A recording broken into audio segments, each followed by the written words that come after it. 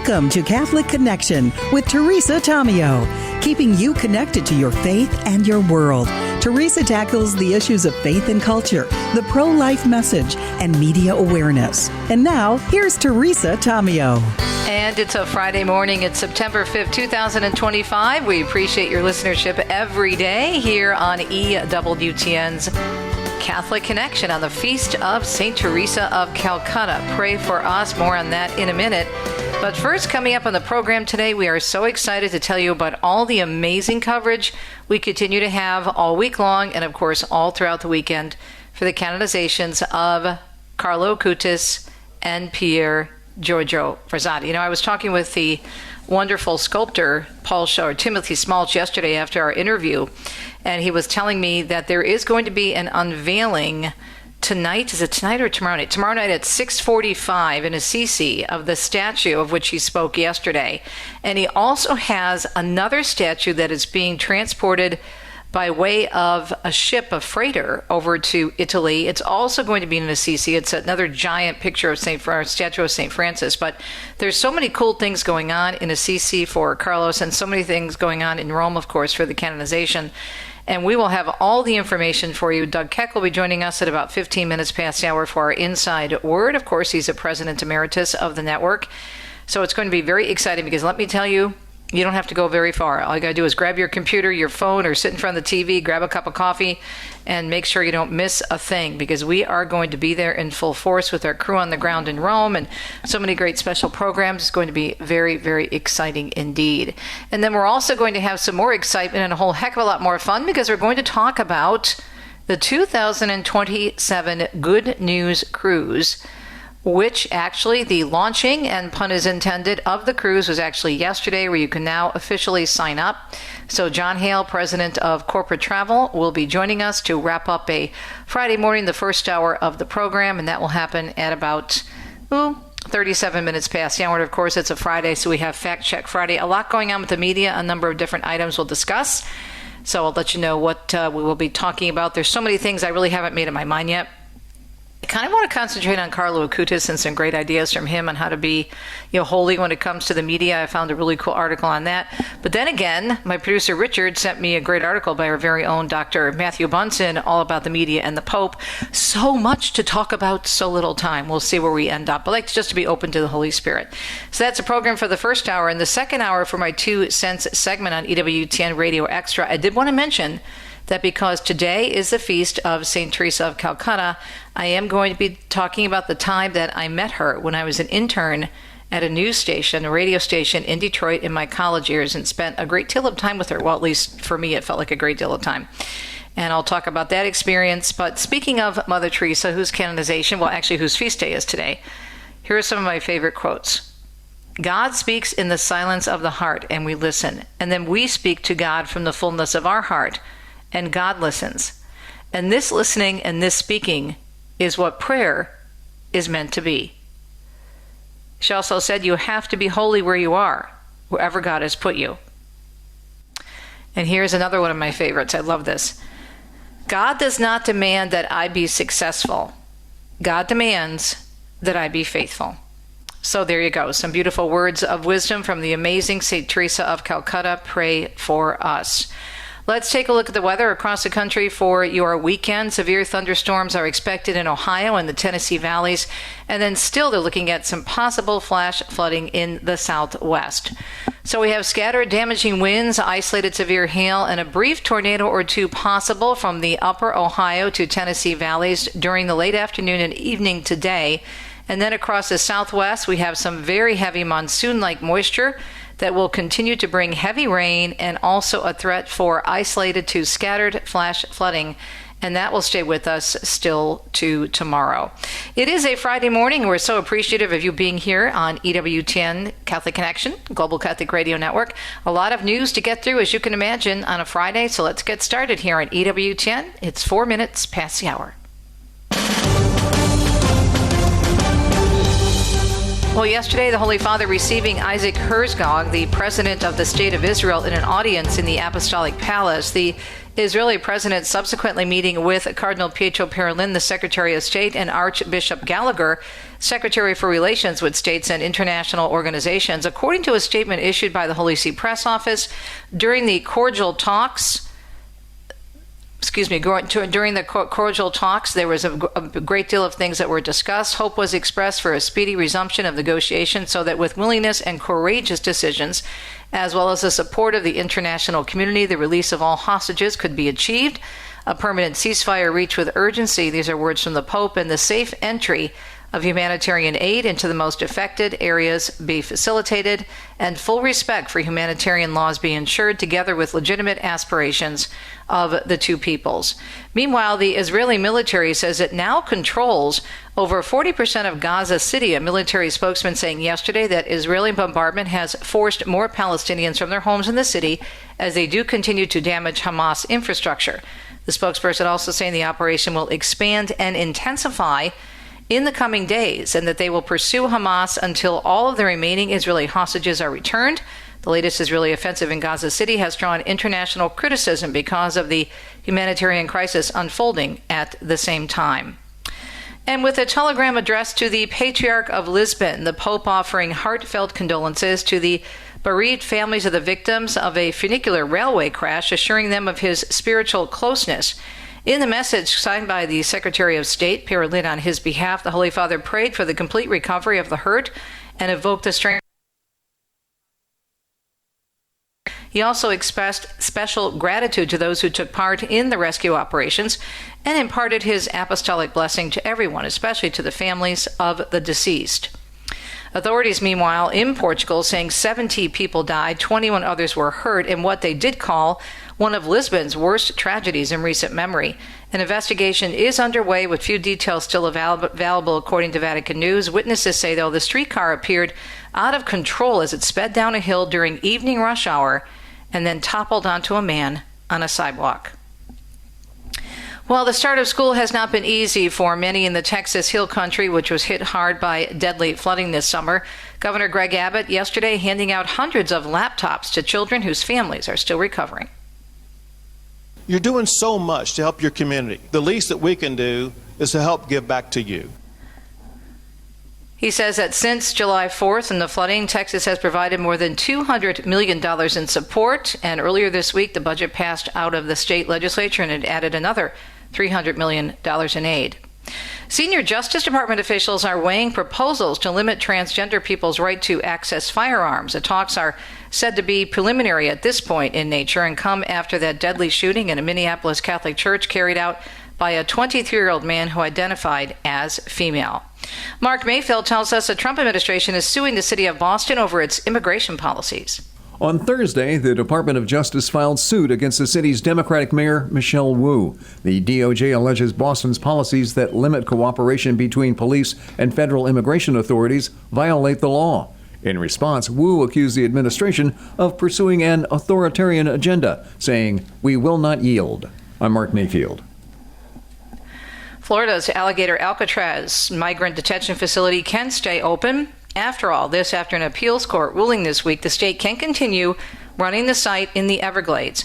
While it might not be the final decision on the matter, this does overrule a federal judge who recently ordered the facility to close. And the Florida State Attorney General James Uthmeyer is expanding the investigation into the U-turn crash involving an illegal immigrant from India. We are going to be issuing both criminal and civil subpoenas against White Hawk carriers. The company hired Harjinder Singh, the man blamed for the crash on the Florida Turnpike that killed 3 people. Uthmeyer says he's also demanding information from Washington State and California on how he obtained a commercial driver's license despite speaking almost no English. U.S. Attorney General Pam Bondi is announcing arrests and prosecutions in several cases of human trafficking. Because the majority involved unaccompanied children in human smuggling, we wanted to highlight those and why we're expanding our task force. The 4 cases from Florida, Texas, and Vermont involve illegal migrants being smuggled across the Mexican and Canadian borders, as well as an operation smuggling Cubans into Florida. Bondi also says one case being prosecuted in Texas involved a crash in Mexico which resulted in the deaths of more than 50 would-be migrants. Flanked by several U.S. attorneys, Bondi said the Anti-Smuggling Joint Task Force Alpha is being expanded to cover the Canadian border and coastal areas. New York prosecutors say accused United Healthcare CEO shooter Luigi Mangione has yet to reveal if he'll use a psychiatric defense. Mangione was supposed to decide if he would use the psych defense by August 25th, but prosecutors say he has ignored that deadline. The 27-year-old's legal team believes disclosing his defense strategy could impact the federal charges he's facing in a separate case, which also carry the death penalty. The assistant district attorney arguing unnecessary delay thwarts the timely search for truth. If Mangione's psychiatric defense is successful, he could be given a shorter sentence or be institutionalized. And Andrew Whitman tells us a new report says New York City's Mayor Eric Adams has spoken with friends and advisors about job opportunities that could cause him to suspend his re-election campaign. The New York Times also reports Adams flew to Miami this week to meet with Trump advisor and former special envoy to the Middle East, Steve Witkoff, a meeting City Hall initially said did not happen. The report says several people close to Adams say discussions about other jobs have accelerated as his numbers drop in the mayoral race. Former Governor David Patterson confirmed Adams told him he was listening to those offers. The report says Adams is leery of resigning and handing power to public advocate Jumaane Williams, and that his legal debt might prevent him from taking a government job. Andrew Whitman, NBC News Radio, New York. House lawmakers have introduced bipartisan legislation that would ban members of Congress from trading stock. One of those working to see legislation enacted on the issue is Republican Rep. Chip Roy of Texas. It is time for the leadership of Congress on both sides of the aisle to do what the American people have been demanding, which is to end day trading by members of Congress. Roy stressing yesterday it's not even really about politics. It's more like if you want to day trade, leave Congress. It's that simple, he said. House Speaker Mike Johnson signaling support for the idea, but says the details still need to be ironed out. And Tammy Trujillo tells us First Lady Melania Trump says the robots, well, they're here. She made the announcement Thursday, leading a meeting for the White House Task Force on Artificial Intelligence Education. Our future is no longer science fiction. She noted the double-edged sword of artificial intelligence, highlighting its benefits while acknowledging concerns over its negative effect. Mrs. Trump said it's critical to manage AI's growth responsibly, providing watchful guidance now while the tech is in what she called a primitive stage. The meeting came several months after President Trump signed an executive order seeking to incorporate AI into America's classrooms. I'm Tammy Trujillo. And the week coming to a close with cheese pizza on the menu. Hold the toppings because it's National Cheese Pizza Day. In Italy, they would call that a margherita pizza, just saying. And in other food-related news, it's also National Food Bank Day, a great time to consider making a donation to your local food bank, which is a great idea. It is a Friday morning. It is September 5th, 2025. It is the feast day of Saint Teresa of Calcutta. I'll have more on her in the next hour, in our second hour of the program. Let's take another look at the weather for today and for your weekend. The National Weather Service says we have severe thunderstorms that are going to see damaging winds and isolated severe hail, even a brief tornado possible from the upper Ohio and Tennessee valleys. And then you're also going to see some heavy rain and possible flooding across the southwest. But we will technically go to Rome in terms of finding out what we're going to be doing for our coverage for the upcoming canonizations. That's up next with our In the Inside Word with Doug Keck. Stay tuned.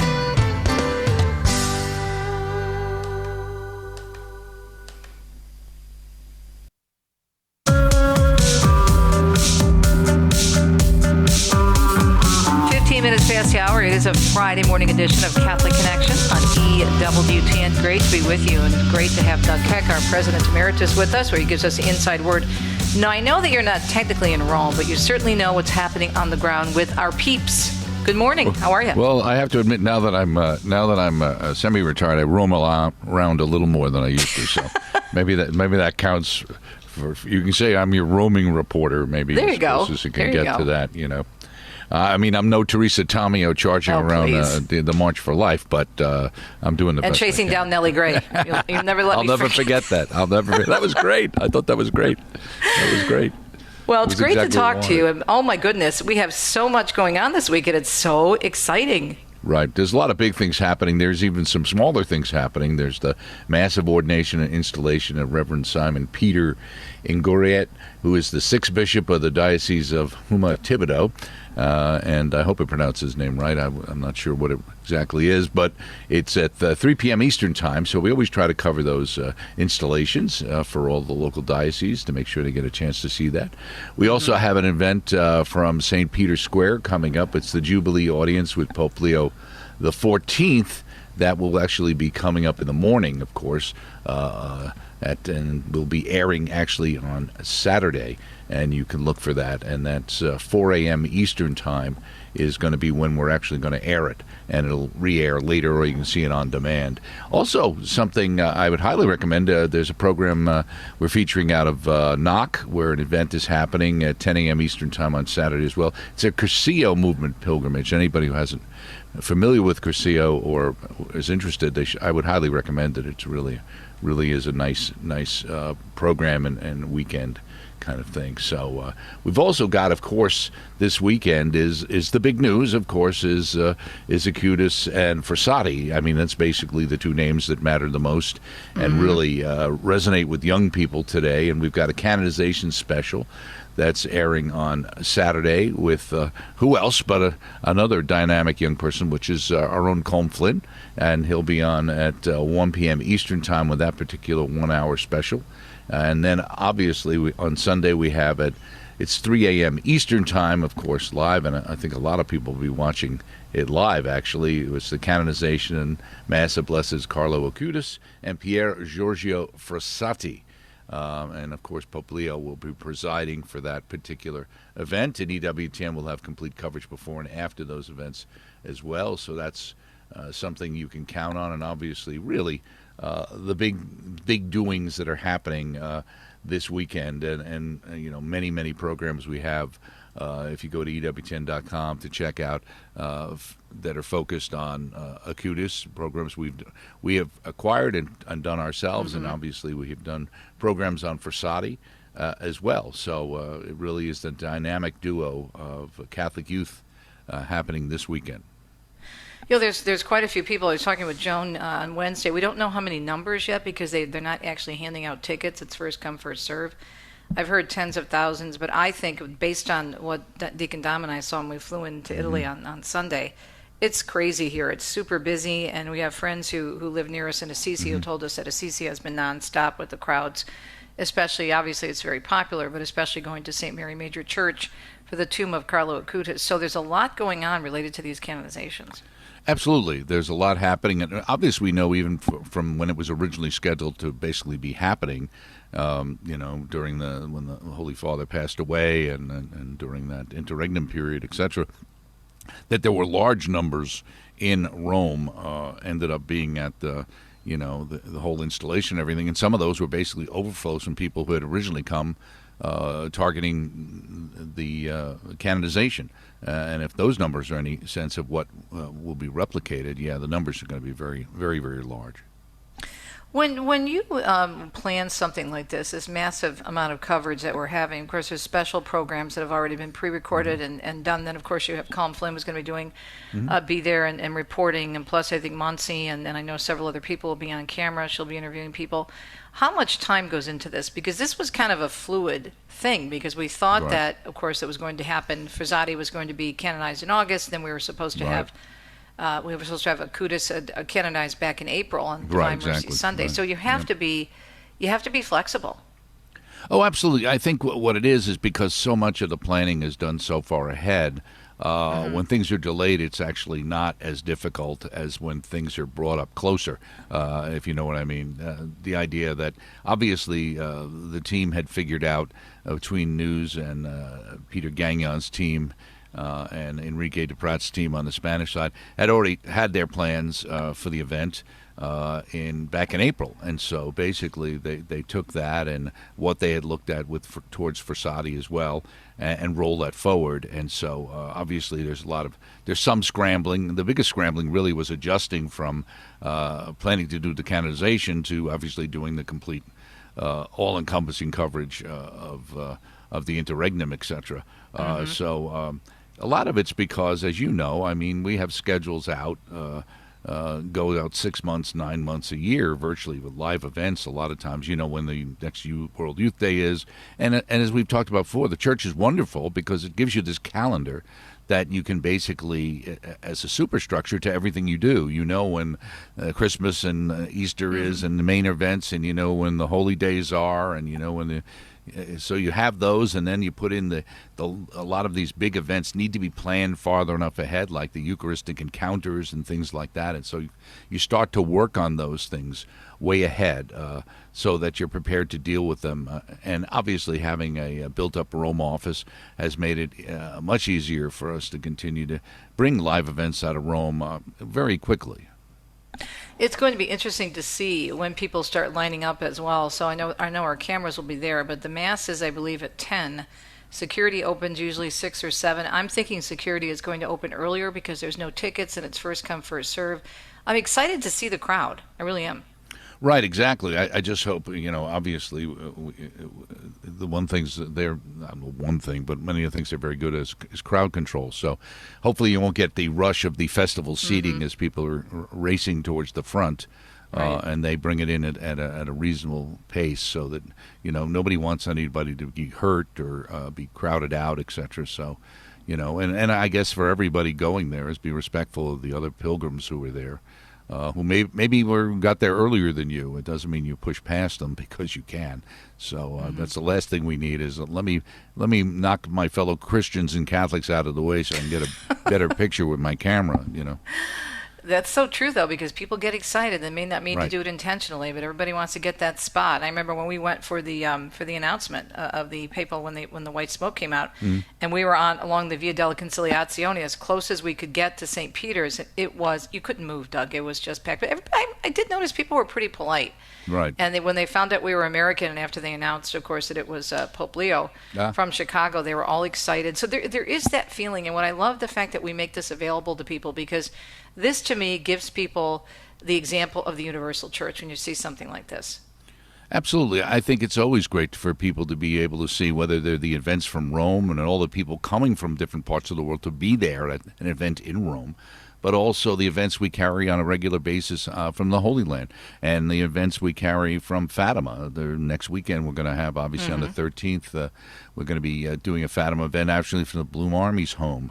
As well, so in New Jersey. So, you know, the idea of we knock and these other locations and bringing these programs in reinforces the universality of the church and reinforces in people's minds as well the idea that though my parish, maybe there's some issues or maybe locally or in my diocese, but, you know, those things are ephemeral. They're here and they're gone, but the church goes on, and there's plenty of other people of like mind. I thought that was the great insight Mother had, which is really that you need to talk to the people in the pew. They're the ones praying the rosary. They're the ones who are the stalwarts of the church, and they're still there. They are clearly what, to use an old phrase, the silent majority, in touch with, I think, the church triumphant in a special way. Well, I know the people in the pews are watching because I hear about it from my fellow parishioners back home in southeastern Michigan. They comment on the programs. They say they're looking forward to this coming up, or I know that they're really looking forward to following the canonization. So the services we offer are so important. Everything Absolutely. that we do. Thank you, Doug, and we look forward to follow up with you next Friday. Doug Keck, our President Emeritus, with our Inside Word, giving us the scoop, the Inside Word, and all the great coverage for the canonizations this weekend and more, of course. EWTN.com for all the details.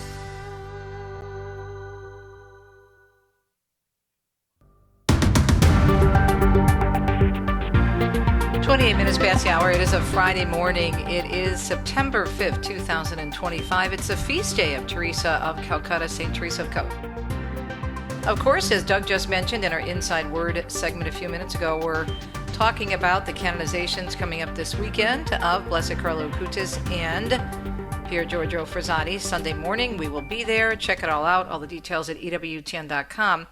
And just doing some research and prep for our Fact Check Friday this morning, and of course for the overall program, I came across this beautiful article that came out last year regarding Blessed Carlo Acutis. And it's from Alatia, by the way, and Alatia is alatia.org.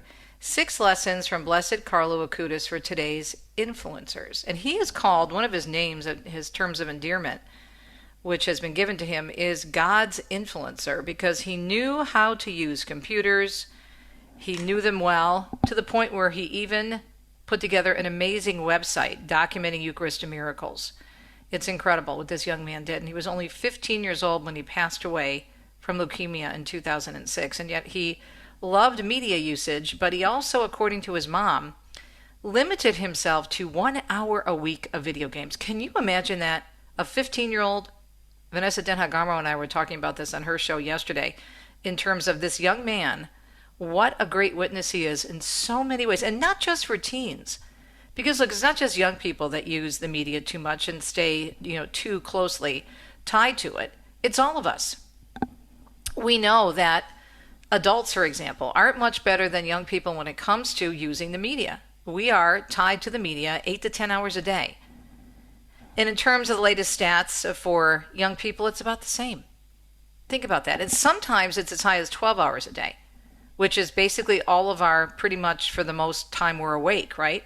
If you think about it, half the day. And this is why Carlo Acutis is such a great influence in terms of how do we make an impression on people, how do we influence, and how do we influence for God. So again, this article from Alatia is dated from October, but 6 lessons from Blessed Carlo Acutis for today's influencers. Lesson number 1, be authentic. Don't be a photocopy. I mentioned this last week at our radio panel that myself and Annie Mitchell from the Sunrise Morning Show and Matt Swain from the Sunrise Morning Show took part in, along with Ace McKay from EWTN Radio. And they asked us to talk about Ready, Set, Show, how do we prepare for a show. And so I came up with an acronym for the word show related to show prep.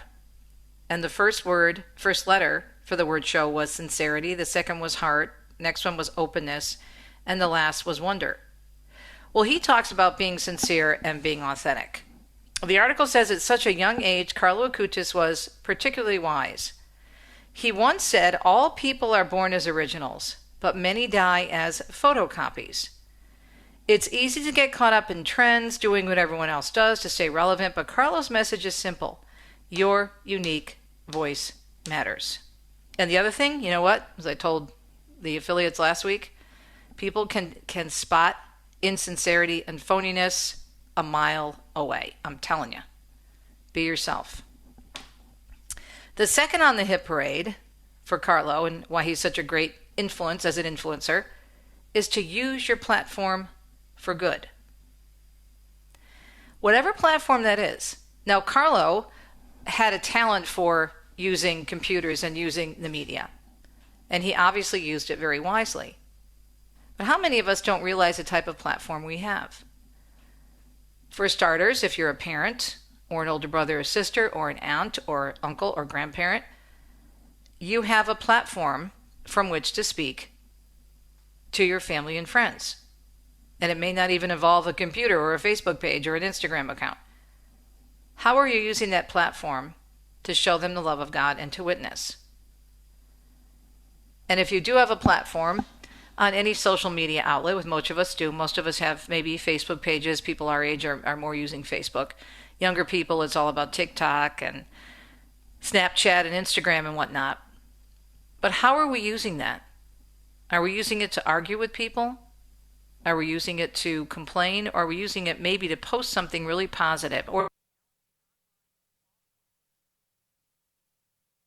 number 3, balance the online and offline time. This is what Carlo did so well. An hour a week for video games. So how are we doing in that category? Are we willing to put the phone down when we get home? Are we willing to tell our kids to do the same thing? Are we willing when we're out to dinner with friends and family not to be on that phone and to have real FaceTime? Number 4, simplicity is powerful. The article goes on to say Carlo's life was defined by simplicity. He didn't need to chase luxury or material wealth to feel fulfilled. And this was the same thing with Blessed Pier Giorgio Frassati. Both Frassati and Acutis were from very wealthy families. Frassati was from Torino, and Carlo Acutis was born in London but raised in Milan. And both families were very successful. But what did they do? They were very, very concerned about the poor. And they lived simple lives. Number 5, think about kindness over fame. Carlo wasn't concerned with becoming famous, the article says. He cared about making a difference. Even at a young age, he had an instinct for compassion. And again, this is where he's so similar to Blessed Pier Giorgio Frassati. He would regularly help the homeless in his community, often using his own money to buy food or essentials for those in need. He wasn't looking for recognition. He simply wanted to help. For today's influencers, the article says, it's easy, and this is so true, to get caught up in the numbers. How many followers? How many likes? How much reach do I have? But Carlo reminds us that real influence is measured by the lives we touch, not the numbers we achieve. Simple acts of kindness, generosity, and compassion have a ripple effect that go far beyond any digital metric. How true. And last but not least, what kind of a legacy are we leaving? Carlo Acutis may not have had millions of followers or a global platform in his lifetime, but his influence, think about that now, continues to grow years after his death. This is because he left behind something meaningful. He lived with intention, purpose, and a clear sense of values. Again, he didn't chase fame, as the article says. Instead, he chased a life of meaning. And that's what makes his story so compelling today. So I think all of these things really can be applied to, of course, Blessed Giorgio Frassati as well.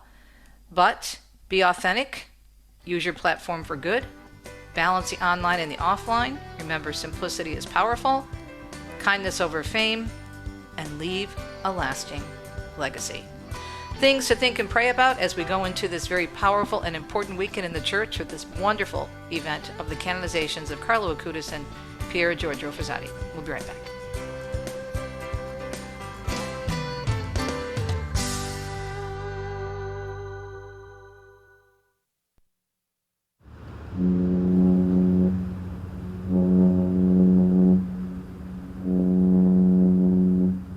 I love that sound. Get ready to sail.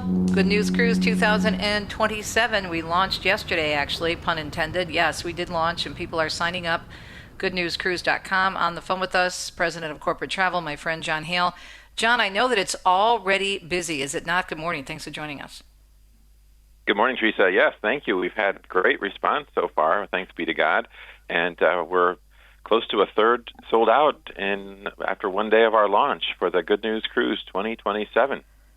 So tell us about 27. I know 26 is sold out and there's 800 on a waiting list. What does 2027 look like in terms of speakers and what we can expect? Well, it's, of course, a marriage cruise, and we really try to draw in different themes and different speakers. So we're really blessed and privileged to have Father Mike Schmitz returning. We have Cardinal Dolan, who's returning, Kimberly and Scott Hahn returning, of course, you and Deacon Dom. And this year we're also really, I think it's an extraordinary opportunity to have Stelina and Jason Everett join us, Jackie and Bobby Angel, and also Sarah and Dr. Andrew Swafford, in addition to Tim Gray, Marcus Peter, Dr. Ray Garendi, and our MC extraordinaire, Father Joe Krupp, who's just so much fun and wonderful. And then headlining our performance is Harry Connick Jr. He will be coming on the boat when we're docked in Miami, and he will do two performances back-to-back, one for half of the ship and then another extraordinary performance for the other half of the ship. You know, he's an amazing jazz artist and crooner, and I just think it's going to be a fantastic evening when we have Harry aboard. But the whole week is just, as you know, Teresa, it's just a little taste of heaven, I think. It's a lot of fun. It's a lot of content, and it really moves people closer to Christ, just the whole momentum of the week. Now, 2026 is our first full charter where we have the whole ship. And will that be the same for 2027, John? We have chartered, yes. We have chartered Holland America's Eurodam, and it holds about 2,000 people. And so we have the entire ship to ourselves, which means really a 360-degree experience, Teresa.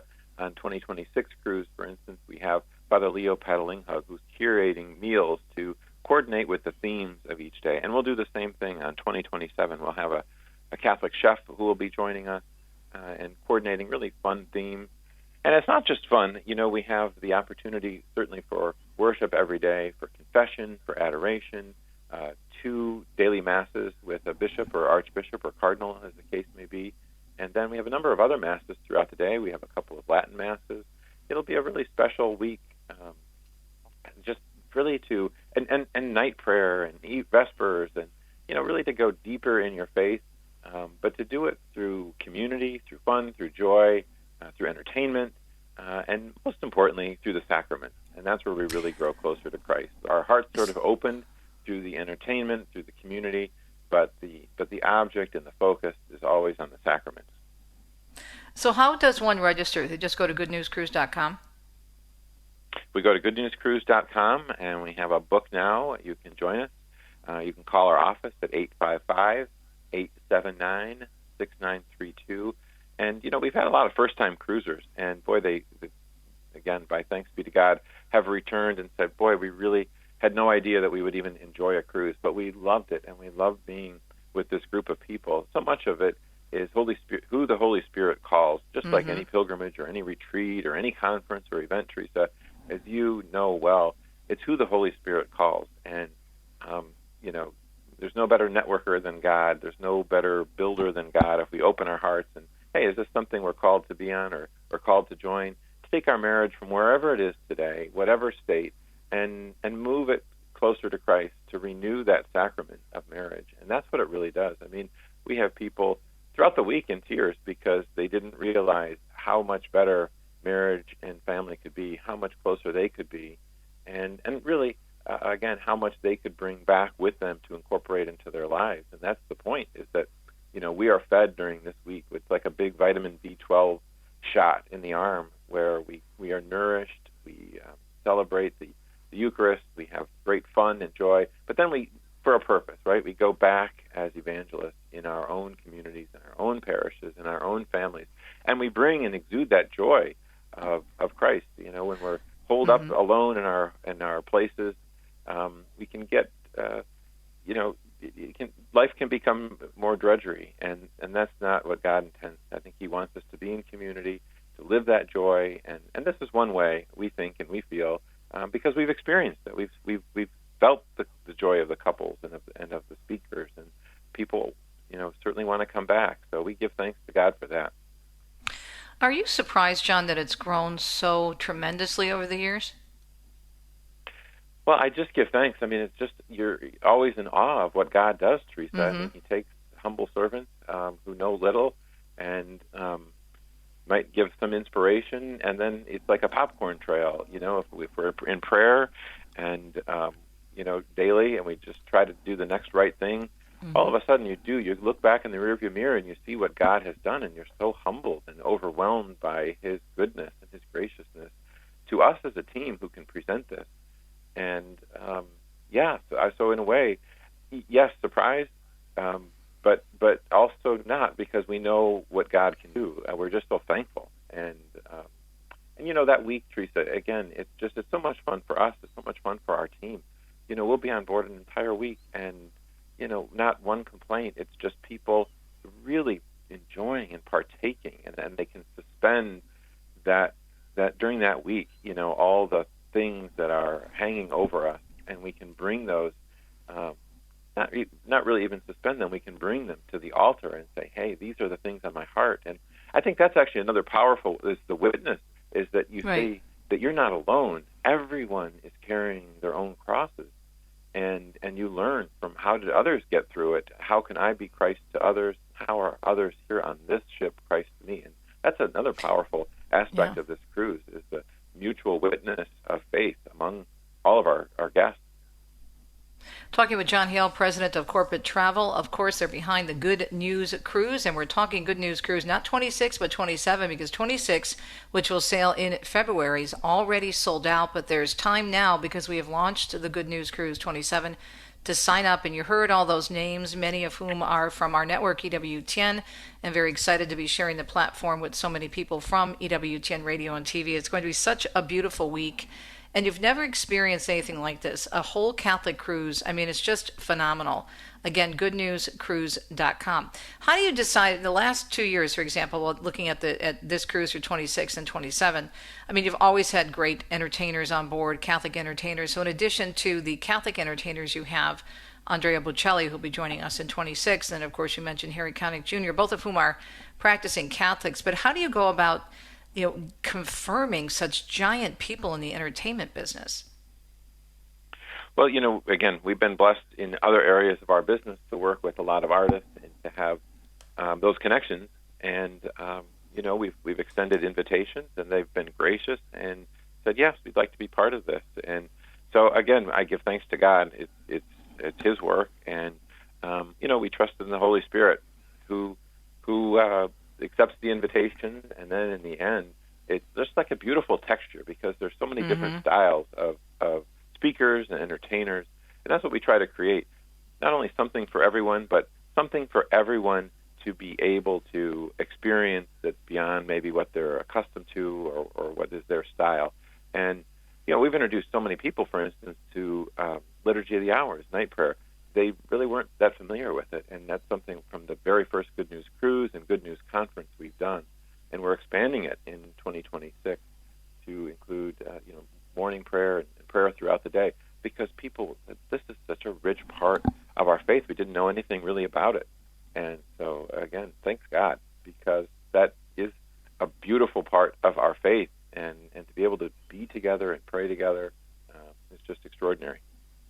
What I think is really neat is the same kind of dynamic on the cruise ship happens on pilgrimages. For example, we've got 2 sold-out pilgrimages through you this fall, the wine pilgrimage and, of course, the couples trip.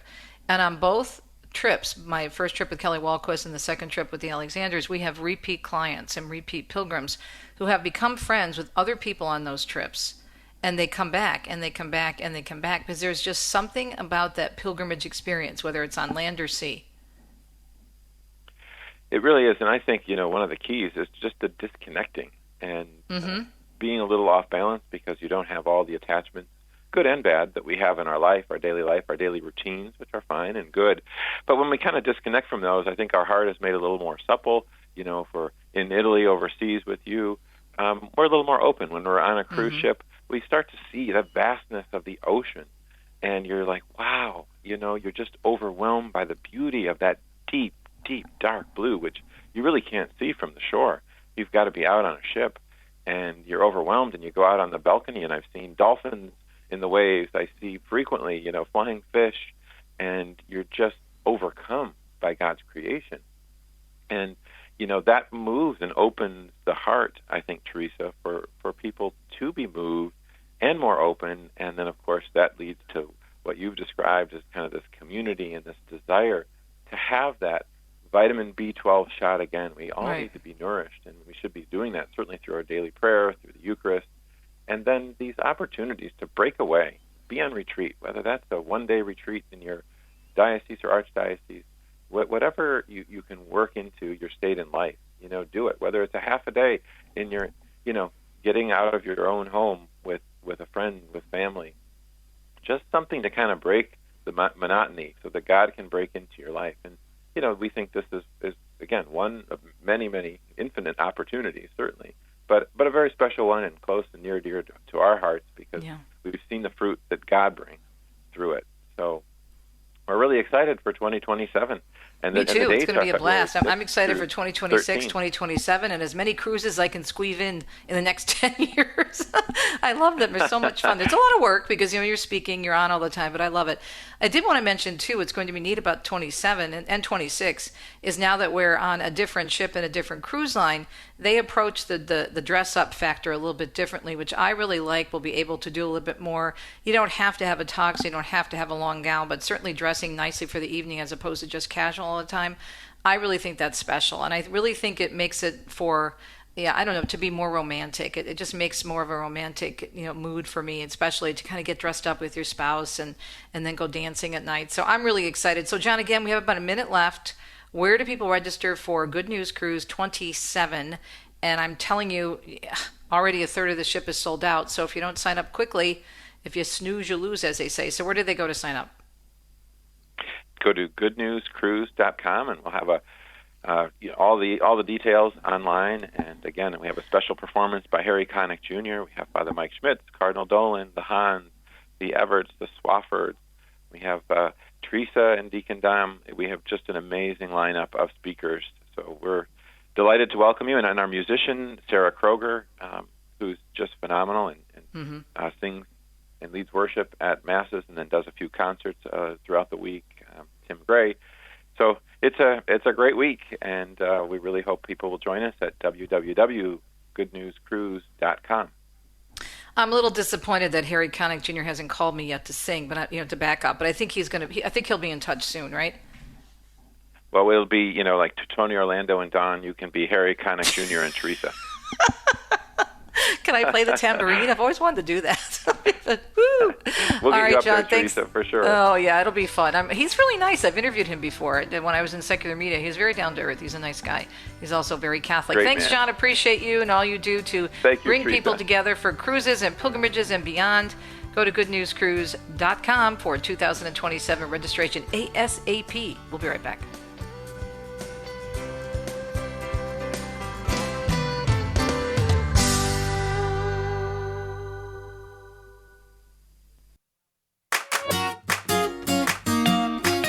Hope your Friday morning is going well. It's 54 minutes past the hour, and you're listening to the one, the only EWTN, Global Catholic Radio. EWTN's Catholic Connection comes to you every day, Monday through Friday, 9 to 10 a.m. Eastern Time. We're so glad you're tuned in, and stay tuned all day, all weekend long, every day, because we're everywhere, especially this weekend leading up to the canonizations of Blessed Pier Giorgio Frassati and Carlo Acutis. How exciting is that? So tomorrow, Deacon Dom and I are going to be heading up quickly to Assisi to check out the statues. I've been in touch, as I mentioned at the top of the hour, with the sculptor, Timothy Schmalz, about the statues. The big statue, the one that's 11 feet high, the one with the sunglasses reflecting the Blessed Mother, that one is actually being unveiled tonight. Can't get there early enough because it starts, I think, at like 6 o'clock and won't give us enough time before we get off the air because it'll be 5 o'clock by the time we wrap up here. But we'll be going tomorrow. We'll take pictures. I'll be doing some blogs. So make sure you stay tuned to my Facebook page and website as well for updates, including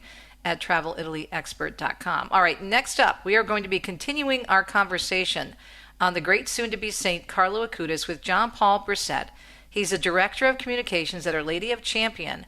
He's going to be talking about the patron saint of the internet, God's influencer, and how he has inspired a generation. And this is coming from someone who is a young person.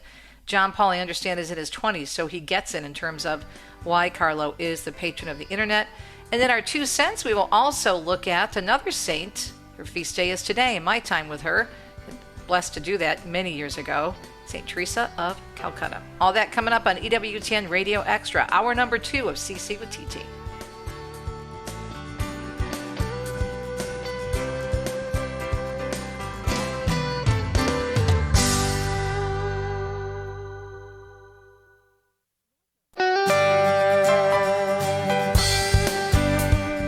Welcome to Catholic Connection with Teresa Tomeo, keeping you connected to your faith and your world. Teresa tackles the issues of faith and culture, the pro-life message, and media awareness. And now, here's Teresa Tomeo. Happy Friday. It is Friday. It is September 5th, 2025. It's the feast day of St. Teresa of Calcutta. A little bit on her coming up in my 2 cents segment. I had the immense blessing of actually meeting her, spending time with her when I was an intern at a big news talk radio station way back when in the mid-70s, 79 I think it was, when I was a journalism student at Central Michigan University. And my first internship was at WJR Radio, News Talk 760, the great voice of the Great Lakes. And there was a talk show. I'll tell you the rest of the story in 2 cents. I don't want to get off topic, but because I have to give you the rundown on the weather and all that good stuff. But I look back now and I just think, when you are looking back at your life, if you're honest with yourself and you ask God, show me where you were, you will see glimpses of God everywhere. These little highlights, things that happened, people you met, different experiences, and all adds up to God always being there for us if we're just open enough to seeing it and hearing it. So we'll discuss that in 2 cents. And then I'm very excited to share the microphone with a young man who is also very excited about the canonizations this weekend. John Paul Brissette is a director of communications for Our Lady of Champion. And we're going to talk about Blessed Carlo Acutis, the patron saint of the internet, and how he has inspired a generation. Now, this young man, John Paul, was someone who knows all about influencing on the internet because he had several million followers. And then he decided to take a different direction. I'll share his story and what we can learn, whether we're young, middle-aged, old, young at heart, whatever the case may be, what we can learn about this great soon-to-be saint, the one, the only, Blessed Carlo Acutis. So that's our program for today. Our 2 cents segment on Saint Teresa of Calcutta, and our guest this morning for 2 segments in the second hour of Catholic Connection, Radio Extra Hour, John Paul Brissette, Director of Communications for Our Lady of Champion. So are we going to get a championship weather forecast? Well, not so much. Let's see. The National Weather Service is saying scattered damaging winds, isolated severe hail, and a brief tornado are 2 possible scenarios from the upper Ohio to Tennessee Valley during the late afternoon and evening. That's for today. And across the southwest, they're saying there could be monsoon-type moisture coming in that will continue to bring heavy rain and a threat for isolated to scattered flash flooding, and that will take place through tomorrow. So that's what we have weather-wise. We do hope wherever you are, it's sunny, as in the most important type of sunshine from our Lord and Savior Jesus Christ. But it is a Friday morning. It's about 3 minutes past the hour, and we need to get to the news because there's a lot of it. So let's see what's happening in our world on Friday, September 5th, 2025, here on EWTN Radio Extra. Well, this from the Vatican. Pope Leo yesterday receiving Isaac Herzog, President of the State of Israel, in audience at the Apostolic Palace. The Israeli president subsequently meeting with Cardinal Pietro Parolin, according to Vatican News, the Secretary of State, and Archbishop Gallagher, the Secretary for Relations with States and International Organizations.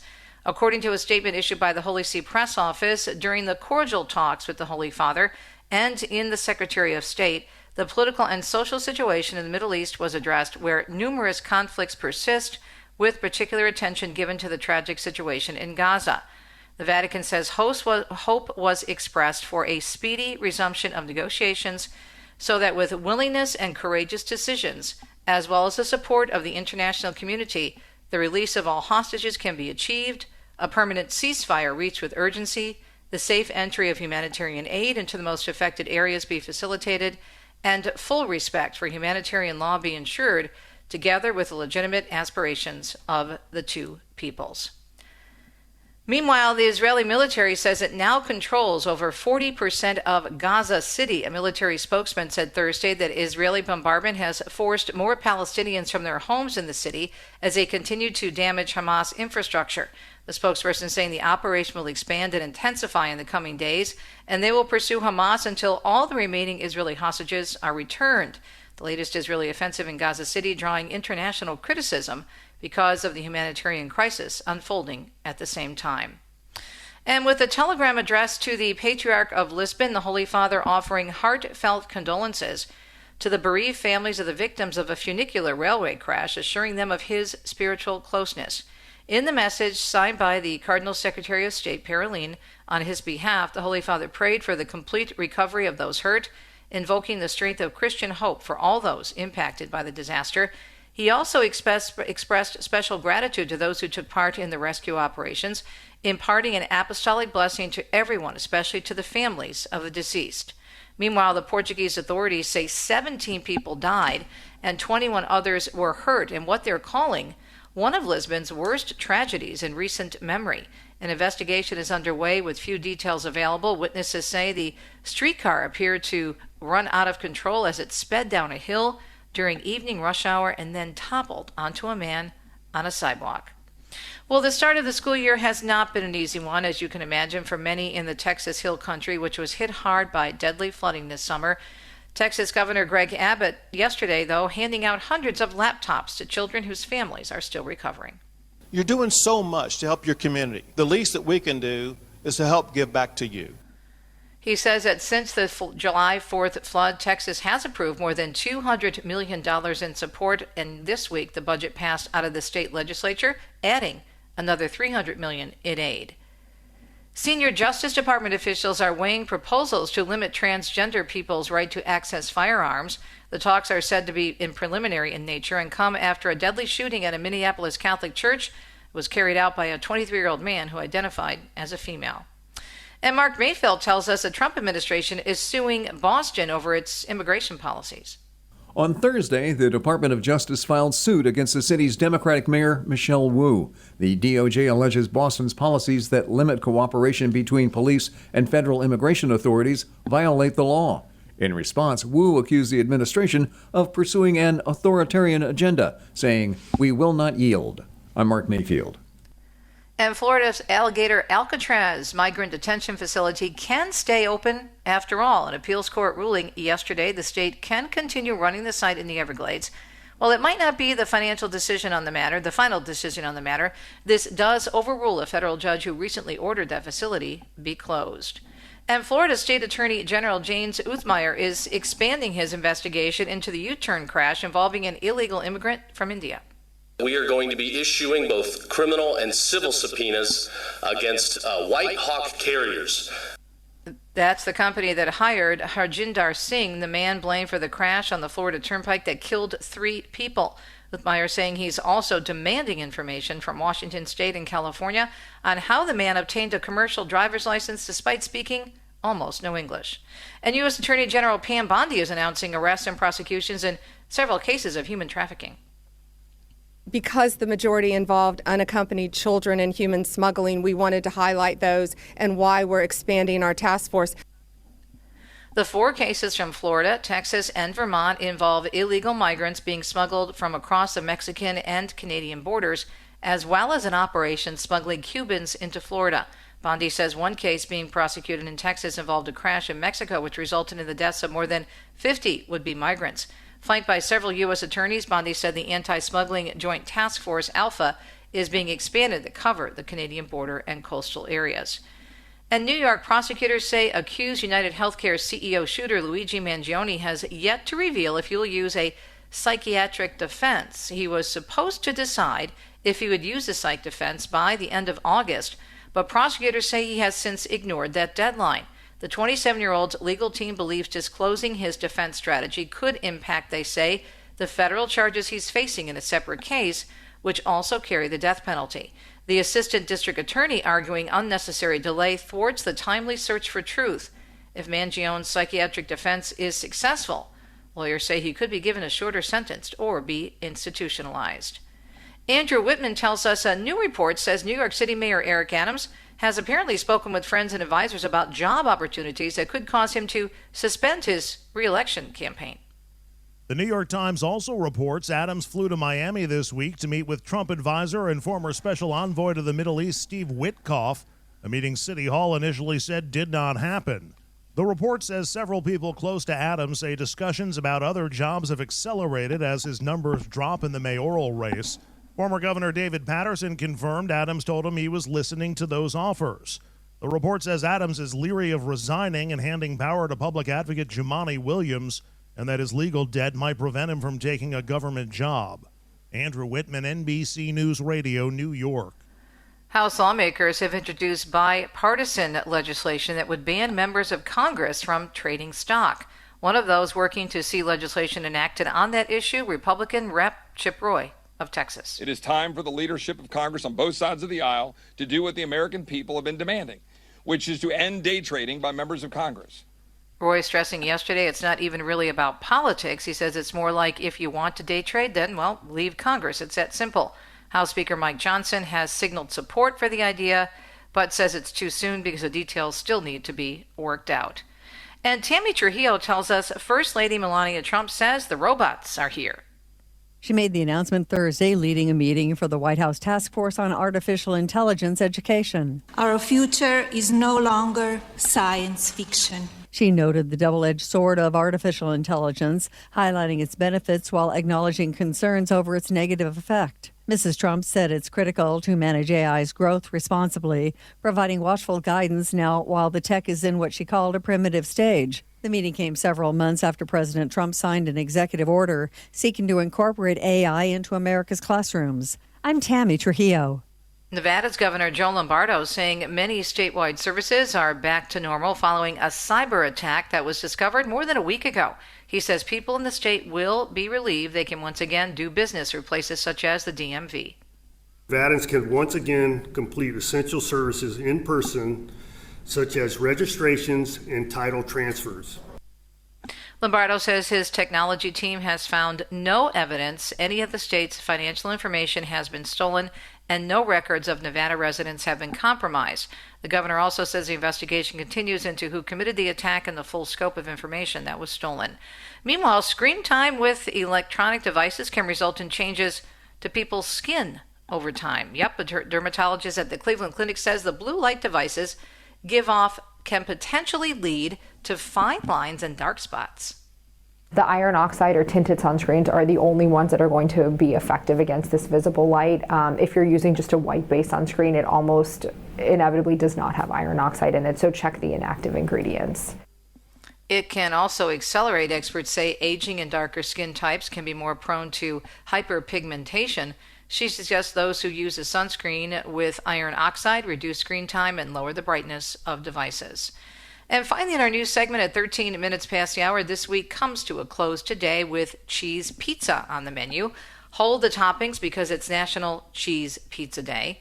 And other food-related news, it's also National Food Bank Day. It's a great time to consider making a donation, which would be awesome, to a local food bank or maybe a national place that does a great deal of work with the poor and those who are in need of food. It is a Friday morning. Now it's 12 minutes past the hour. I do hope your Friday is going well. You are listening to the second hour of Catholic Connection on EWTN's Radio Extra channel. Coming up in 2 cents, my meeting Mother Teresa. Looking back on that, I will share that with you. And then we're going to chat with John Paul Brissette. He is the Director of Communications for Our Lady of Champion. We're going to talk about Blessed Carlo Acutis, the patron saint of the internet, and how he has inspired a generation. And John Paul knows all about this because he was, I think he still is in new ways, but in his own way was a huge influencer on social media with millions of followers. So what changed his mind in terms of what he was doing with his life? We'll find out. And what can we learn from not only John Paul, but of course, the soon-to-be Saint Carlo Acutis. We'll be right back on a Friday. It's 13 minutes past the hour.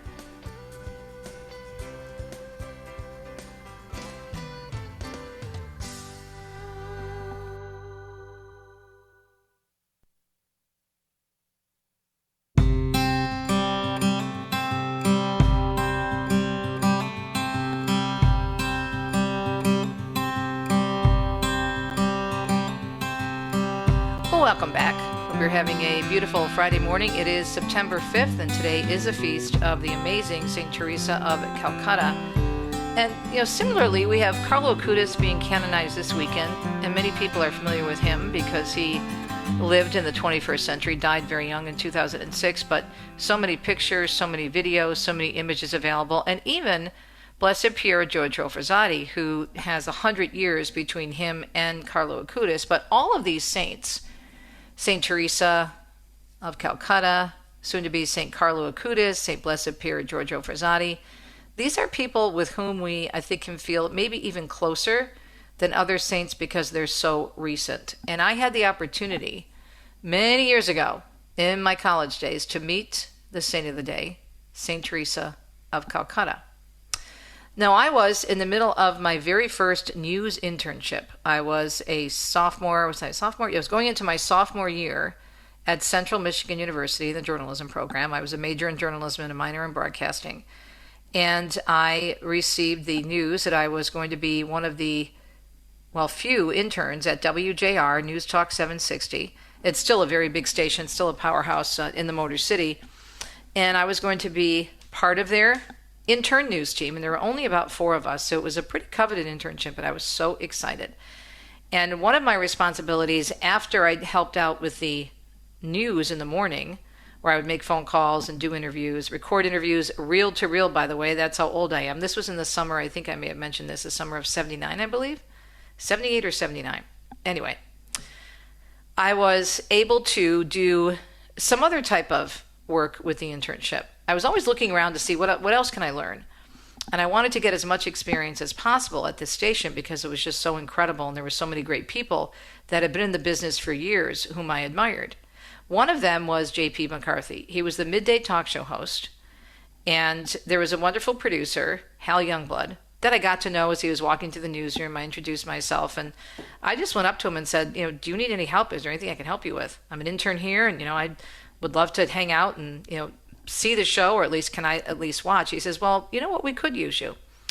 He said, how about you be responsible for going down to the lobby of the Golden Tower of the Fisher Building, which is a beautiful skyscraper in the Detroit area, in downtown Detroit. Actually, it's in the area called New Center. There's two segments of downtown Detroit. There's downtown by the river, and then a few miles up, excuse me, there's another area called the New Center area, where the Fisher Building is located, and the station is still there.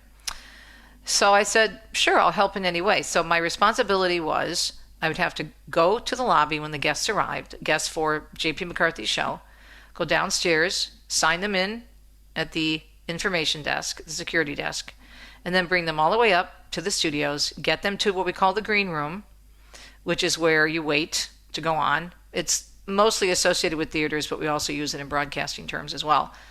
Bring them to the green room, get them coffee, tea, water, whatever they like, make them comfortable. And so it was an opportunity for them just to relax before they went on the air with this big show. And this was a big, big show. It was called J.P. McCarthy's Focus. And it was very popular. And WJR is still a powerhouse, 50,000 watt radio station. So it reached forever, not just across southeastern Michigan, but into several states. So it was a pretty big, still is an important station. And so it was great. I mean, I loved it. I met all kinds of wonderful people, different politicians, different actors. But it was really interesting to me to sit in and watch one of the great interviewers, J.P. McCarthy. But then one day, I was able to actually meet Mother Teresa. And I'll never forget this. Now, I was obviously Catholic. I was raised Catholic, but I wasn't that into my faith in college. I wasn't anti-Catholic, but I was slowly growing away from the faith because I was just so consumed with my career. And as I was saying at the top of the hour, when you look at your life, God gives you these little glimpses of how he was always there reminding you of him or trying to bring you back. And I really think this was one of those incidents, looking back on my life and my career. And I think that experience in meeting Mother Teresa had a profound effect. There were some seeds that were planted, and they maybe didn't take root until much later, but something took root that day.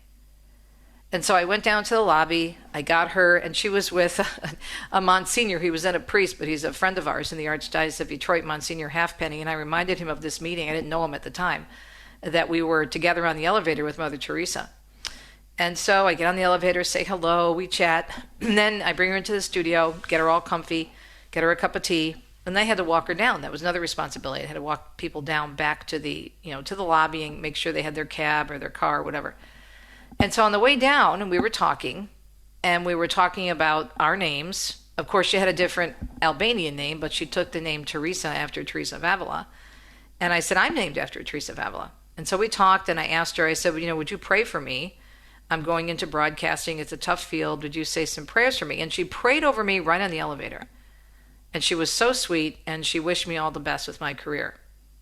And so that was in 1979, a long time ago. And I look back at that being, even though I didn't realize it at the time, a very pivotal moment in my life and my relationship with God. It's one of those things that I can look back and say, okay, God, you were always, always there, showing me the way.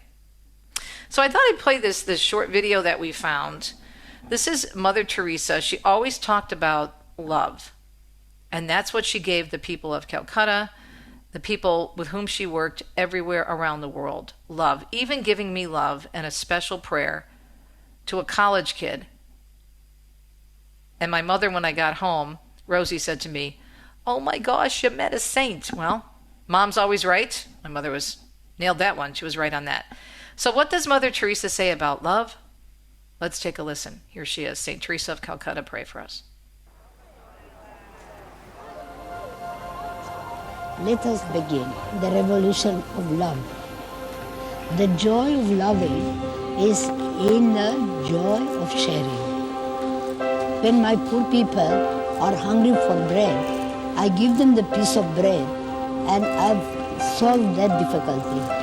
But when they are hungry for love, lonely, unwanted, unloved, it takes very, very tender, compassionate understanding, and love.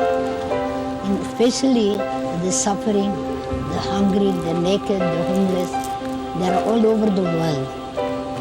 Like one man who I picked up from the street, he said, I have lived like an animal, but I'm going to die like an angel. And he died with the most beautiful smile on his face because he had been loved to the end. And where does this love begin? In our own family. And it's something so beautiful that love begins at home and that can spread like a burning fire from house to house. And by loving one another, we will spread throughout the world peace, joy, unity, and love. It's a real evolution. I call it a revolution of love.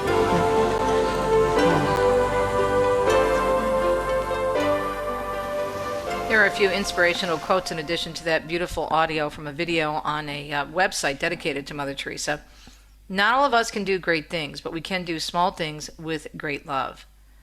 And this next quote ties into exactly what she was saying. If you want to change the world, go home and love your family. The fruit of love is service.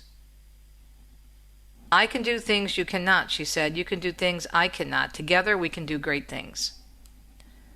And this one is so profound if you think about the epidemic of loneliness. If you remember a few years ago when the former Surgeon General put out that report about there being an epidemic of loneliness in our country and society. This is Mother Teresa. The greatest disease in the West today is not TB or leprosy. It is being unwanted, unloved, and uncared for. Do not wait for leaders, she also said. Do it alone, person to person. How many times do we hear or do we think, well, that's not something for me to do? That is something for Father so-and-so or Deacon so-and-so or Sister so-and-so. Or that's for the theologian who knows more than I do about the faith. No. Every single person has a responsibility to make a difference and to be a part of what Saint Teresa of Calcutta says is this revolution of love. And don't pray for success, she says. Ask for faithfulness. We'll be right back.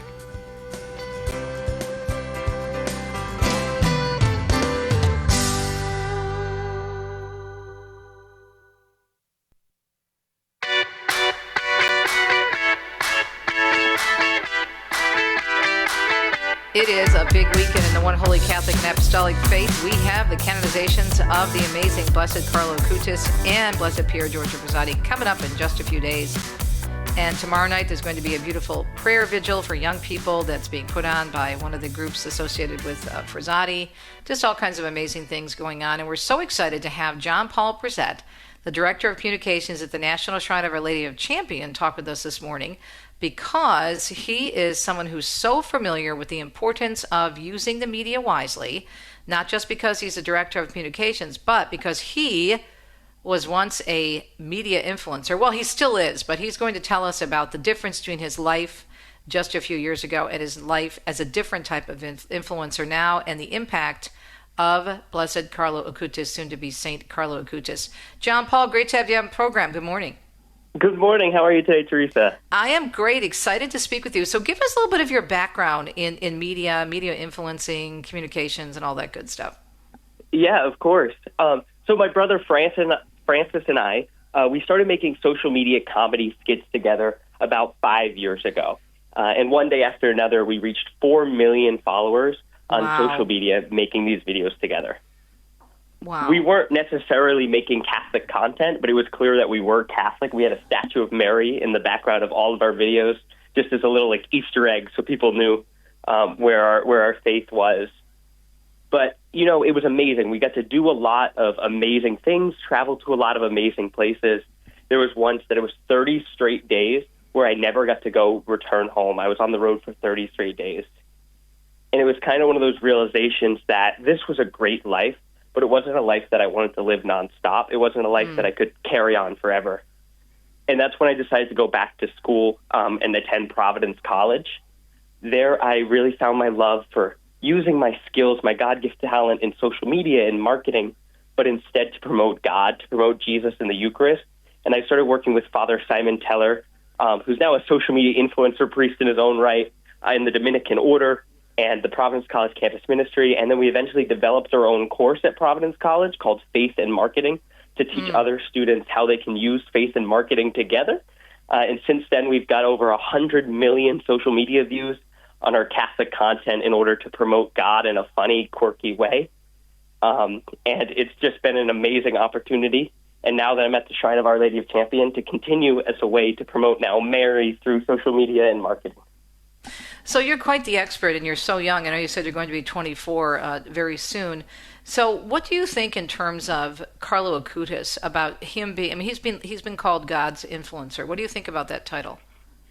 You know, it's amazing because what's unique and what fascinates me most is, yes, he's God's influencer, and a lot of people, their career now, they want to be an influencer. They want to be a social media celebrity. And Carlo was using the internet, but it wasn't to promote himself. It wasn't for that celebrity status for himself. It was to promote God, which really does make him unique. And that title of God's influencer is even more perfect for him. How do you think he's impacting young people? I mean, people your age in their 20s, but also people that will be Carlo's age, because Carlo passed away when he was only 15 years old. I think what's like the most beautiful is you kind of get that idea of the saints of 400 years ago, 2,000 years ago, and you think, oh, it was easy to be a saint back then, but how do you be a saint now today? This is a saint where we're seeing video of him, pictures of him. He was playing video games. He was alive recently. And it's kind of that inspiration that kids today can still be saints. It's kind of that reminder that you don't have to be like today's Mother Teresa's feast day. You don't have to be that sister who goes down to Calcutta. You can do your own thing at a young age to help God and become a saint. So how are you using these talents now at the National Shrine of Our Lady of Champion, which is wonderful, by the way? I have been there. We took a group there right after COVID. It's amazing. I think what I love to do most is kind of use that joy and that happiness that comes with Our Lady, comes with the sacraments, comes with the Catholicism, and use that as a way to make social media content and short videos that reach so many, that reach millions of people that may have not heard of God, may have fallen away from their faith. The beauty of social media is it goes to people sort of at random with the algorithm. You don't know whose day or who needs a video about Jesus in that moment, and having that opportunity to be God's influencer, to influence others about Christ, is just such a beautiful thing to be able to do. In terms of influencing, what else do you see with Carlo Acutis and how he can make a difference right now? John, knowing what you know about the media, because your great point about him being an influencer, but it wasn't about himself. It was about the influence that he wanted to help Christ have with the world and all he did for Eucharistic miracles. What else do you think young people see in him right now? One of my favorite things that he said, and I'm going to paraphrase here because I don't know the exact quote at the moment, but he was talking about how lucky he was to be alive today and not 2,000 years ago.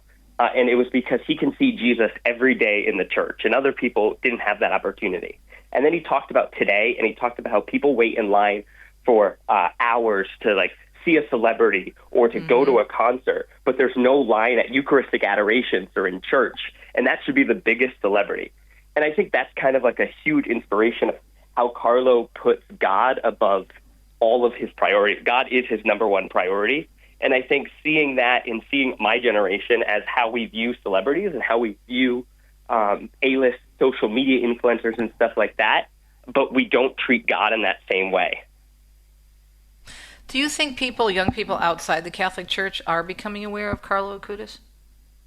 You know, Carlo's one of those saints that, one of those blessed saints in 2 days, but that kind of has come on the scene so fast, and he's spread because of how amazing it is. That it's this picture in front of you of a young boy who loved Jesus. And when you see that, you have to understand why. You wonder why. You wonder why he was a kid that played video games but spent his time in adoration. And I think that fascinates even non-Catholics, of why this 15-year-old boy dedicated his life to Jesus. What did they not know that he knew? And I think that's an inspiration for people that may not be Catholic, but hearing these stories about Carlo. I want to tease this next topic, and then we can go into it more deeply when we come back, because it's so important in terms of where you are now at this beautiful, beautiful shrine to Our Lady in Wisconsin. devotion to the Blessed Virgin Mary and Carlo Acutis. He also gives that to us as well, right? Oh, he loved Our Lady, and people know about his Eucharistic miracle exhibits, but he made a very similar one actually on Marian apparitions. And he would visit Marian apparitions like Fatima, and it's just a beautiful way to talk about Carlo, not only about his love for Jesus and the Eucharist, but also Our Lady and our Heavenly Mother. Okay, we're going to talk more about this when we come back. This is very exciting to have someone who's so clued into communications to talk with us this morning, because we have God's influencer who is being canonized on Sunday. We're talking with John Paul Brissette. He's the Director of Communications at the National Shrine of Our Lady of Champion. And also, he was the first and only approved Marian apparition is at Our Lady of Champion. And I'm telling you, folks, if you have not been there, you need to go to Our Lady of Champion in Wisconsin. It's so beautiful. It's so simple, but it's so real, and you can still see the signs of the miracles that are there. So we'll give you the details on how you can do a pilgrimage if you've never been. Fall will be a great time to go with the colors, and that's what we did with the group. Went all the way through northern Michigan and then over through the Upper Peninsula and then down to Wisconsin, and it was fantastic. So he recently relocated to Wisconsin to take on his role at the shrine, and it was a move that was inspired by his own devotion to Our Lady of Champion. So we're going to talk about John Paul Brissette's personal story. But in the meantime, here's a website for more information, championshrine.org. Again, championshrine.org. We'll be right back.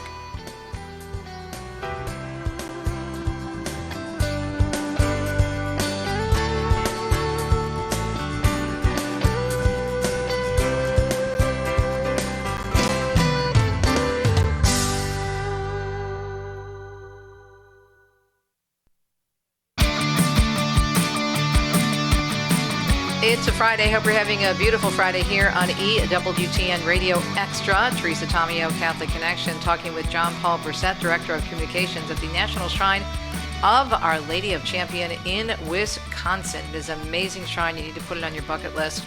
He recently relocated to Wisconsin to take on his role, a move deeply inspired by his own devotion to Our Lady. Of course, we just discussed briefly the devotion that Carlo had to Our Lady.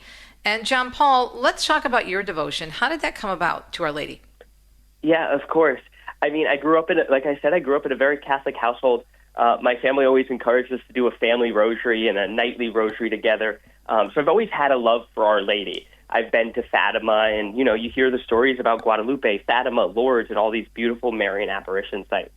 And like many people, I had never heard of Our Lady of Champion, this apparition site in Wisconsin. And it wasn't until I actually started dating my fiance, who was from Wisconsin, where she introduced me to Our Lady of Champion, especially because our first date happened to be on the anniversary of the apparition, the feast day of Our Lady of Champion.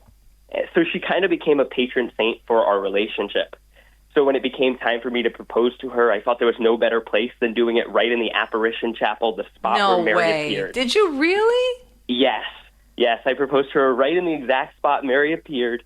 Been there. Beautiful. Yeah, it's beautiful. It's the best space. Wow. Well, you know what? What a great way to start a marriage. I'm telling you. Of course. That is awesome. So you're getting off on the right foot there, John Paul. Well, let's talk a little bit about some of the moments of providence with Our Lady and you. Yeah, of course. I think that with Our Lady, and when I moved to Wisconsin, it was perfect timing. I had just been doing Catholic marketing for the last 5 years, developing this course. And at the same time, this job opened up. And in the interview, I said, Our Lady of Champion will always be a part of my life regardless. I got engaged here. The rector of the shrine was the first priest to bless our engagement, and I had never met him before. But I said, but this is something I want to do to promote Our Lady, and it seemed very providential. And it truly is, because now I share an office. My office is right out of the apparition chapel. So it's like I have the best coworker. I just have to walk right into her office and say hi to Mary. Isn't that crazy that you have an office right there when you think about it, what happened there? It's very surreal. The chaplain, Father Nathan, he likes to say that I work in my mom's basement and I'm online all day. That's so funny. Work in your mom's basement. Well, tell us about the shrine. If people aren't familiar with the Our Lady of Champion, because it's a very powerful story. Of course. So Our Lady appeared in Champion, Wisconsin in 1859 to Adele Bryce, and she told her to go forward and fear nothing, for she would help her to educate and catechize the children of this wild country. What makes the apparition site even more special is 11 years almost to the day the Peshtigo fire happened, the most deadly fire in American history. It burned millions of acres. But that fire stopped right at the edge of the fence around the shrine. That's where the fire went out. And inside that fence was Adele Bryce and hundreds of pilgrims who were flocking here for refuge, praying the rosary, surrounding the shrine. And the fire stopped, burnt half of the fence side, and then left the shrine completely fine. They said it was an emerald isle among a sea of ash. So that's just a beautiful reminder of what Our Lady and this apparition site have to offer us. And you can see some burn marks, if I remember correctly, right outside the fence, right? Yeah, especially the trees around the shrine. If you go in there, you can see the fire damage and how bad this fire was. To put into perspective, like millions of acres. And the fire was so high that like the sand on beaches turned into glass. Wow. So how are you using your skills in social media and marketing to get the word out about Our Lady of Champion? What are you doing differently, do you think, in using those skills, John Paul? Yeah, of course. And deeply inspired by Carlo. My sister just got back from Assisi, and she gave me a rosary bead and a prayer card relic of Carlo, and seeing how he felt that more people just needed to know about the Lord. More people needed to know about Marian apparitions and Eucharistic miracles. That's what I'm inspired to do, and promote the joy and the happiness and the humor that the Catholic Church has to offer. Kind of finding that way to make jokes. We recently got an opportunity for one of our chaplains to throw out a first pitch at a baseball game. So we made a joke about being able to play catch with our father, because Father Zachary got to throw out the first pitch. Using that kind of humor in order to spark not just only Catholics, but people who are questioning their faith, or people that are looking to learn more about Catholicism, and getting them with that humor, with that joy, and bringing them in as a place of welcome through social media to investigate their faith more. I think you've hit on something, because we mentioned at the top of the hour in the interview, when we first began our interview about 30 minutes ago, about how they're so relatable, the saints who are being canonized, the blesseds that are being canonized on Sunday. Carlo Acutis passing away in 2006, and of course the Blessed Pier Giorgio Frassati in the early 21st century. But these are people that we can get to know very easily, because there's many photographs, for example, of Blessed Pier Giorgio Frassati. There's all kinds of information, and now with Carlo we have so much in terms of photographs and things online, because it's the 21st century, the first millennial saint. But the realness, I think, of the faith, to let people know that we can let our hair down, right, and have fun and laugh. I still think too often people associate Catholicism with, you have to be so rigid and you can't have fun, you can't laugh. I think these two saints are helping us change that. Do you agree? Of course. Carlo, he was a child that you could even know about his humor, and that he liked to joke and he liked to laugh. He wasn't this serious monk in the 1100s. He was a child who showed that child love for Christ. And I think that's why it's so amazing. You can see that they like to have fun. They were saints who had lives. And how do we help people do that, do you think? I think that people are there's an idea that we all want to be saints. There's an idea that we all strive to go to heaven and be saints, but a lot of people might say, well, I'm not good enough. Or why would I even try? I'll never live up to people like Mother Teresa or St. Francis. But I think that it's much more simple to be a saint, and it's each action you make, each choice you make, that you choose God. And it's like St. Teresa of the Little Flower talked about the little way. It's those little things that add up to our journey of sainthood. What should parents do with these canonizations coming up this weekend, being that these two saints are so young? What do you think they should do with this? Well, I think that for me, even when people first started talking about Carlo as the millennial saint or the internet saint, I was like, are we just pushing him on young people because he was young? And that made me want to look into him more, learn more about him. It's very easy to just be like, Carlo was young, you should like him because you're young. But I like Carlo because what he did, not because he's young. And I encourage parents to look into his life, to read his quotes, to watch documentaries about him, and then inform their kids, not just simply, he was young, you should like him. What about media usage, John Paul? Because he was so disciplined. I mean, he loved video games, even though in addition to loving working on the computer and developing these incredible Catholic websites, but he really enjoyed video games. But he had such self-discipline. His mother said he only spent an hour a week using video games. I hear a lot of parents and a lot of people talking about like social media and video games are evil. They're wrong. Kids shouldn't be on them. And it's true. There's some really bad things that happen on the internet and on video games. But the truth is they're also amazing tools to do good. And Carlo used that. He used social media. He used the internet to promote Eucharistic miracles. So I encourage parents to just use it as a tool. Use video games as a tool rather than what is the kid not wasting time, but spending a lot of time on it, finding that way to use social media to find videos on Carlo Acutis, show their kids, show them Catholic content, using it as a tool rather than the negativity it can be. Talking with John Paul Brissette, Director of Communications at the National Shrine of Our Lady of Champion. And, of course, he is talking about communications. He's an expert at it at a very young age. At one point, he and his brother had some 4 million followers in social media because of the great work he was doing with different types of skits online. And now he's taking those talents and using them for this beautiful shrine, Our Lady of Champion, in Wisconsin. So in terms of the outreach for the shrine, how are you using those skills, John Paul, to reach out to young people? Yeah, of course. The shrine is beautiful because there's so many young families, especially with children, that come to the shrine. And it's their stories. I was recently in the office one day, and a parent and a kid were in front of a statue of Our Lady, and the mom pointed at the statue and was like, "That's your mother." And the kid went and hugged and was like, "I love you, Mom," and hugged the statue of Mary. It's stuff like that that's just such beautiful encounters, and there's such a peace there. But it's also showing people how amazing it is that we have an apparition site in our own backyard in Champion, Wisconsin. You don't have to go to Lourdes or Fatima, though those are great spots. There's something here locally that people just don't know about. I didn't know about it myself. So social media has such a reach. I used to talk with Father Simon Teller about this, that we could post one video and reach millions. He could give 100 homilies in a row and not reach 1,000. Never before have we had such a reach at our fingertip to promote the gospel. And that's what Carlo did. He used the internet to promote the gospel, and he was a great way of doing that. So that's what we're trying to do at the shrine. Use social media and adapt that to a fun style to reach millions at our fingertips. So is there anything on which you're working right now that you're going to be doing in terms of an outreach to young people? Yeah, we have been in talks about coming up with some way. So the message that Our Lady gave Adele was to catechize the youth. So the shrine's very focused on the youth aspect and to teach people what they need to know for salvation. That's what Our Lady instructed Adele, and we're trying to continue that. Where we've learned is social media is where the children are, and right now that's how we can catechize them. So we just filmed an amazing video. It got about 100,000 views of one of our priests instructing people to go call their mother, give their mother a phone call.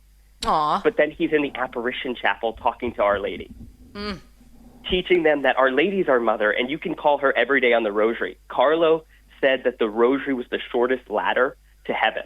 The rosary is such a powerful tool, and kind of promoting and catechizing that in that silly, fun way that gets engagement. Yeah. And I think about, the quotes that Odell, that we often see associated with the shrine, where the Blessed Mother said, teach them the basics, even to make the sign of the cross, right? Yeah, and especially at the time in Wisconsin, Adele had to walk miles to church every day, and she did that because she knew how important it was.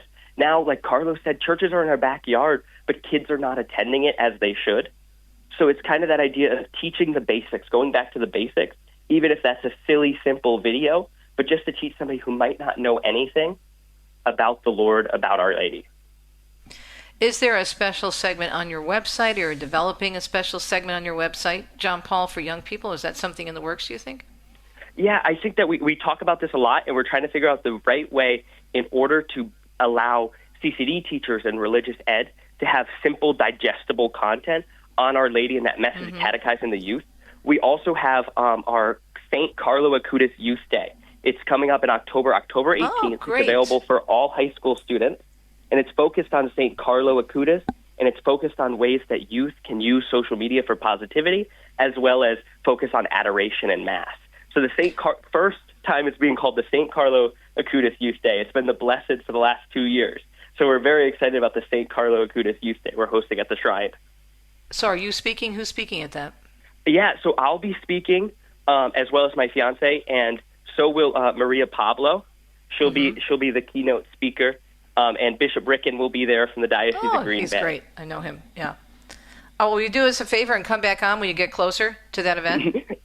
Of course. So how do people register for it? People can register if you go to our website, championshrine.org.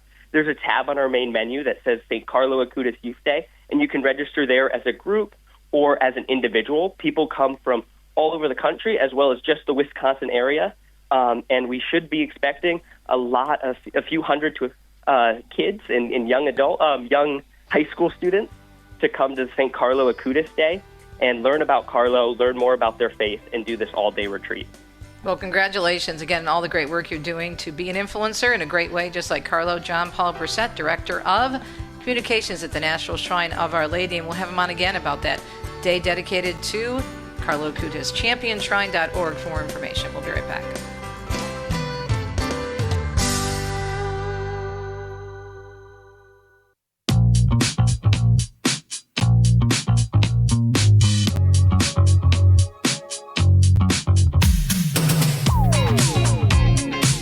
I do hope you enjoyed the show today. Very exciting times in the one holy Catholic and Apostolic faith. Isn't it exciting to talk to a young man, 24 years old, so on fire for the Lord. He had 4 million followers on Facebook and walked away from that to do what he's doing now, to serve as the PR director, communications director for this amazing shrine in Wisconsin, dedicated to the only approved Marian apparition in the United States of America, Our Lady of Champion.org. And we were talking to John Paul during the break, and he said that he will come back on with us as we get closer to that Carlo Acutis Day. All right, coming up on Monday, of course, it's a Monday, so Matt Swain will be joining us live from the journey home.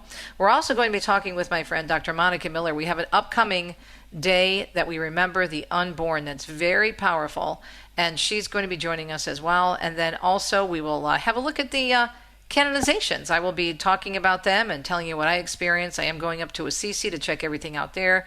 And we'll be doing a lot of interviews over the weekend with various secular media.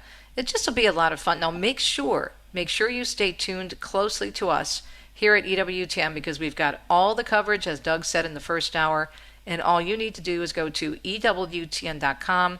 You'll also find several stories on both the Register and Catholic News Agency detailing all of our live coverage, special programs. It is just a great way to keep in touch and to maybe set your alarm and get up at 3 a.m. to watch the canonization live. Have a blessed weekend. We'll talk to you on a Monday. Ciao, ciao.